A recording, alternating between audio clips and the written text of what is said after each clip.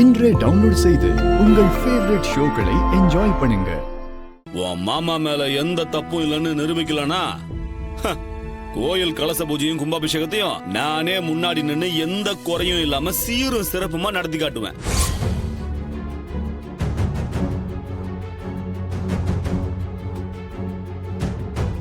ஏன்னா எனக்கு இந்த ஊரோட நன்மையும் இந்த அம்மன் கோயிலும் தான் முக்கியம். என்ன பெரியவங்களே, நான் சொன்னதுல எதுவும் தப்பு இருக்கா? நீங்களே சொல்லுங்க. சிவனாண்டி, கார்த்தி தம்பி சொன்ன மாதிரி அவரு ராஜராஜ ஐயா மேல இருக்க குற்றச்சாட்டை நிரூபிக்கலைன்னா அம்மன் முடிவு எதுவோ அதுபடியே நடக்கட்டும். நாளைக்கு காலையில கலச பூஜையை தொடங்குவோம். அது வரைக்கும் இந்த நகை என்கிட்டே இருக்கட்டும்.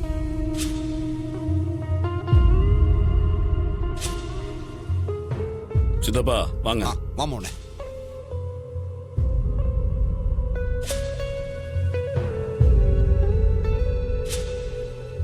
கடவுளே, எனக்கு ஏன் இந்த சோதனை? எத்தனை வருஷம் இல்லாம இன்னைக்கு கோயில் பூஜைக்கு வந்த என்ன ஏன் இப்படி சோதிக்கிற?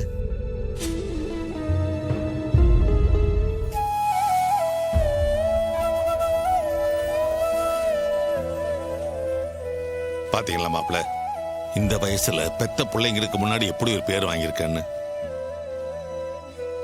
அம்மாடி, நான் சொல்றத நம்புங்க. அந்த பொம்பளைக்கும் எனக்கும் எந்த சம்பந்தமும் கிடையாது. இதுக்கு முன்னாடி நான் அவளை பார்த்தது கூட கிடையாது.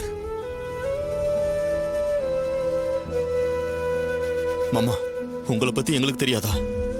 உங்களை அவமானப்படுத்தி கோவில் பூஜை நடக்க கூடாதுன்றதுக்காக யாரோ பண்ற சதிதான் மாமா இது. அதுக்காக என் அப்பா மேல எப்படி அங்க பழி போடுவாங்க? மாமா, உங்களை பத்தி எங்க எல்லாருக்கும் நல்லா தெரியும். இது உங்களை அசிங்கப்படுத்துறதுக்காகவே யாரோ பண்ணியிருக்காங்க. அந்த லேடி யாரு, அவங்க பின்னாடி யாரெல்லாம் இருக்காங்கன்னு கண்டிப்பா நான் கண்டுபிடிக்கிறேன் மாமா.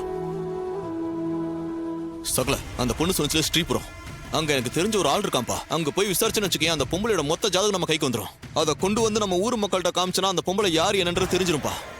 சரிங்க, டைம் வேஸ்ட் பண்ண வேண்டாம். நம்ம இப்போ கிளம்பி அங்கே போகலாம். ரோகிணி, நீங்கள் எல்லாரும் மாமாவை கூட்டிகிட்டு பத்திரமா வீட்டுக்கு போங்க. இங்கே நடந்ததை நினச்சி யாரும் மனசை போட்டு குழப்பிக்க வேண்டாம். மாமா, தைரியமா இருங்க மாமா. சரிங்க, எப்படியாவது எங்க அப்பா மேல இருக்க பழி பொய்ன்னு நீங்க தான் நிரூபிக்கணும். கவலைப்படாதீங்க, நான் பார்த்துக்கிறேன். வாங்க, போயிட்டு வந்துடும்.